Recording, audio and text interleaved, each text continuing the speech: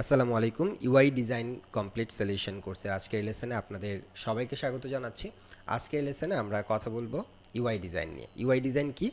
You এবং I এই দুটো লেটারের ফুল ফর্ম হচ্ছে ইউজার ইন্টারফেস। অর্থাৎ আমরা অ্যাজ এ ইউজার হিসেবে যখন কোনো একটা ওয়েবসাইট ভিজিট করি কিংবা কোনো একটা ওয়েব অ্যাপ্লিকেশন আমরা ব্যবহার করি কিংবা মোবাইল অ্যাপ্লিকেশন ব্যবহার করি, তখন আমাদের সেই মোবাইলের স্ক্রিনে কিংবা আমাদের মনিটরের স্ক্রিনে যেই জিনিসগুলো আমরা দেখতে পাই, আমাদের সামনে যে জিনিসগুলো দেখানো হয় মেনলি সেটাই হচ্ছে আমাদের জন্য আমাদের ইন্টারফেস। যেমন আমরা যদি কোনো একটা ওয়েবসাইট ভিজিট করি, সেই ওয়েবসাইটের হয়তো বা লেফট সাইডে একটা লোগো থাকতে পারে কিংবা রাইট সাইডে থাকতে পারে একটা মেনু বার থাকতে পারে, তারপরে হচ্ছে লগ ইন বা রেজিস্টারের অপশন থাকতে পারে। যদি সেটা ই কমার্স বেসড ওয়েবসাইট হয় তাহলে সেখানে আমাদের কি থাকবে, আমাদের হচ্ছে প্রোডাক্টগুলো শোকেস করা থাকবে। সো এই যে আমরা যখন কোনো একটা ওয়েবসাইট ভিজিট করছি তখন আমাদেরকে যে জিনিসগুলো দেখানো হচ্ছে, হ্যাঁ, যে অপশনগুলো দেখানো হচ্ছে মেনলি সেটাই হচ্ছে আমাদের জন্য ইউজার ইন্টারফেস। সেমভাবে আমরা এখানে কিছু স্যাম্পল যদি দেখতে চাই, যেমন দেখেন freepik.com এই ওয়েবসাইটটাতে আমি এই মুহূর্তে আছে এবং এখানে আমি মোবাইল অ্যাপ ইউআই লিখে সার্চ করলাম। তো সার্চ করার পরে আমাকে এখানে অসংখ্য রেজাল্ট দেখাবে। তো ফ্রিপিক হচ্ছে মেনলি একটা মাইক্রোস্টক ওয়েবসাইট, যেখানে আমরা হচ্ছে মেনলি আমাদের প্রোডাক্টগুলোকে মার্কেট প্লেসে রাখতে পারি, আমরা সেল করতে পারি। তো এটা নিয়ে আমাদের নর্মালি হচ্ছে একটা ডেডিকেটেড ভিডিও থাকবে এবং এটার সাথে রেলেভেন্ট ওয়েবসাইট যেগুলো, যেখানে আমরা নর্মালি ইউআই ডিজাইন শিখে আমরা সেল করতে পারবো, সেটার উপরেও আমাদের হচ্ছে ডেডিকেটেড ভিডিও থাকবে।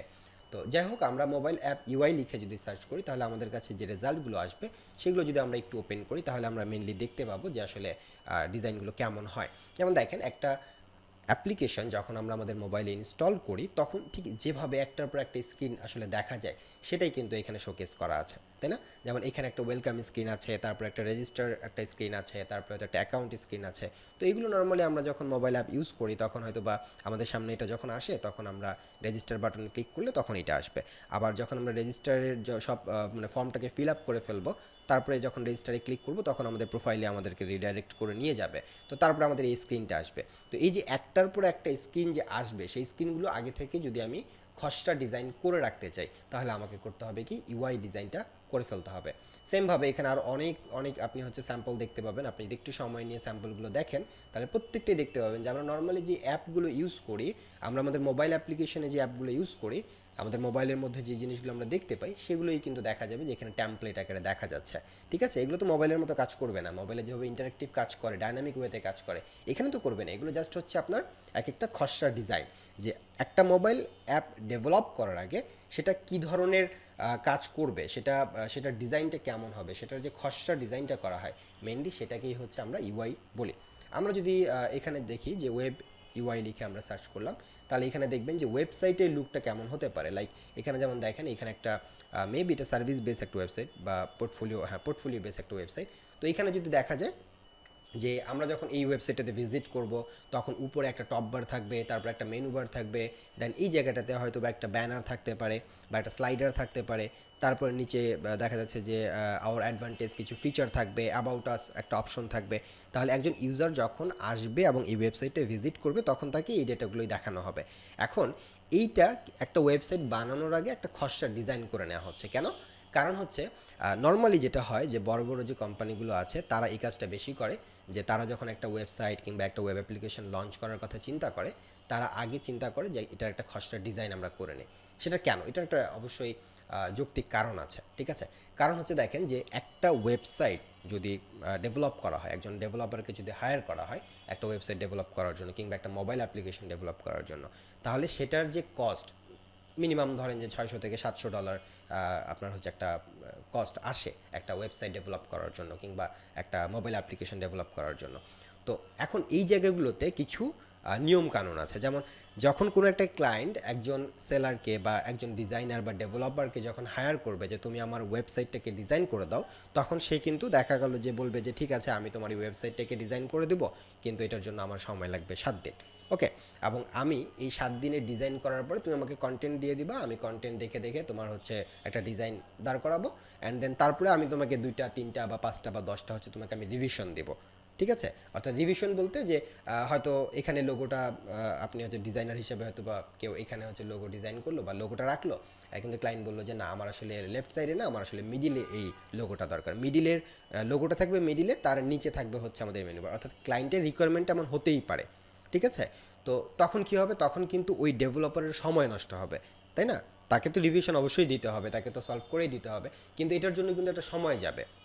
কারণ এইখানে যেইভাবে ডিজাইনটা সে করবে, যে লেফট সাইডে আমার লোগো, রাইট সাইডে আমার মেনু বার, যখন সেটা উপরে এবং নিচে করতে হবে তখন ডেভেলপারকে আবার কোডে চেঞ্জ আনতে হবে। সো এটার সাথে হয়তো রেলিভেন্ট আর অনেক কিছু চেঞ্জ করতে হতে পারে তাকে। তো এটার জন্য তার একটা সময় যাবে। তো যদি ডেভেলপার তাকে রিভিশন দিতে চায়, ক্লায়েন্টকে যদি রিভিশন দিতে চায় বা কোম্পানিকে যদি বলে ঠিক আছে তুমি যতক্ষণ পর্যন্ত আমাকে বলবো আমি এভাবে চেঞ্জ করে দেবো, সে হয়তো বা এটা চেঞ্জ করে দেবে, সময় লাগলে লাগতে পারে। বাট এটা সমস্যাটা যেখানে দাঁড়ায় সেটা হচ্ছে যে সে কোম্পানিটার ওই প্রজেক্টটা কমপ্লিট করতে দেখা যাবে একটা ওয়েব অ্যাপ্লিকেশন ডেভেলপ করতে করতেই দেখা গেল যে অনেক দিন চলে যায়। তো একটা কোম্পানি বা একটা প্রতিষ্ঠান কখনোই কিন্তু হচ্ছে এত সময় নষ্ট করতে চাইবে না, ঠিক আছে।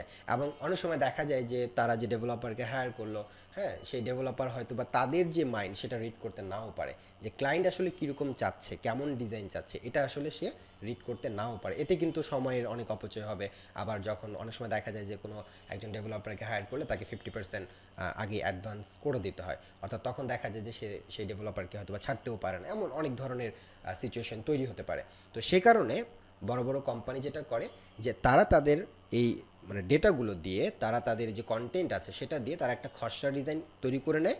যে খসড়া ডিজাইন আমি একটা ট্যাম্পলেট জেপিজি বা হচ্ছে পিএসডি বা এআইএ কিংবা হয়তো বা অ্যাডোবি এক্সডি ভার্সনও হতে পারে, যে এটা দিয়ে তারা একটা খসড়া ডিজাইন এভাবে একটা ডিজাইন দাঁড় করায়। দাঁড় করানোর পরে সেটা হচ্ছে ডেভেলপারকে দিয়ে দেয় যে তুমি দেখে দেখে এখন আমাকে সেম এই ওয়েবসাইটটা তৈরি করে দাও। এতে কি হয় যে ক্লায়েন্ট যখন ডেভেলপারকে এই প্রজেক্টটা হ্যান্ড ওভার করে, হ্যাঁ, যখন তাকে অর্ডার করে, অর্ডার করার পরে একটা সার্টেন টাইম পরে একদম হুবহু সেই ওয়েবসাইটটাই সে হাতের কাছে পায়। এবং এটার জন্য তাকে কোনো রিভিশন দিতে হয় না, কোনো চেঞ্জেস করতে হয় না, কারণ যত ধরনের চেঞ্জেস সেগুলো সে ওই ইউআই ডিজাইনের কাছ থেকে করে নেয়, সে খসড়া ডিজাইনই করে ফেলে। এতে সেই কোম্পানির কিন্তু হচ্ছে অনেক লাভ হয়, মানে সময় অনেক সেভ হয় আর কি। আর পাশাপাশি যখন কোডারকে আসলে চেঞ্জেস করতে দেওয়া হয়, কোডার প্রথমত অনেক সময় নেবে, কারণ কোড অনেক চেঞ্জ করতে হবে, এবং অনেক সময় দেখা যায় যে এটার জন্য অন্য ডিজাইনের উপরেও সেটা প্রভাব পড়তে পারে। হ্যাঁ, যারা কোডিং করে তারা এই জিনিসগুলো আরও ভালো বুঝতে পারবে। তো এই জন্য বড় বড় কোম্পানিগুলো আগে কী করে, ইউআই ডিজাইন করে নেয়। ইউআই ডিজাইন করার পরে তারা চলে যায় একজন ওয়েব ডিজাইনারের কাছে বা কোডারের কাছে, তারা হচ্ছে কোড করে দেয়। তারপরে হচ্ছে চলে যায় ডেভেলপারের কাছে, তারা সেটাকে তখন ডাইনামিক করে দেয়। ঠিক আছে, এটা হচ্ছে এক একটা প্রসেস।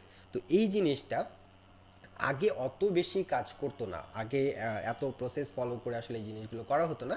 বাট এখন এবং ডে বাই ডে এই কাজগুলো বেশি করা হচ্ছে, কারণ কোম্পানিগুলো আসলে এটা বুঝতে পারে যে আমাদের হচ্ছে ইউআই ডিজাইন করা থাকলে, আমাদের ওই খসড়া ডিজাইনটা করা থাকলে আমাদের ডেভেলপারের সাথে আসলে খুব বেশি সময় স্পেন্ড করতে হবে না।